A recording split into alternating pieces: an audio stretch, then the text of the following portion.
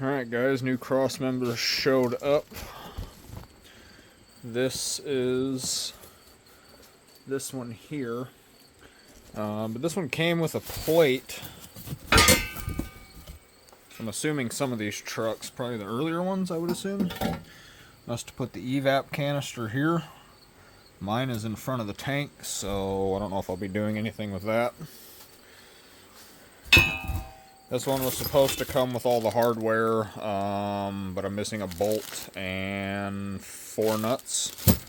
But other than that, they look pretty good. They're powder coated.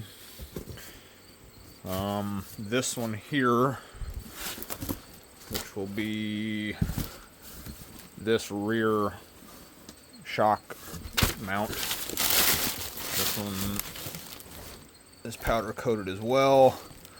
The shock mount, kind of at a bit of an angle, and I can't, yeah, that one kind of looks like it might be a little bit too. I don't know. We'll see when we get it up there. Pretty thick stuff. The only downside is with it being powder coated, it's going to have to get sandblasted everywhere. It's going to need to get welded, but probably not that big of a deal. So in the next video, we will hopefully be cutting this one out, that one out, and then this one I do believe is just riveted, so we'll cut, torch, whatever we got to do on that one. Tank will be coming out.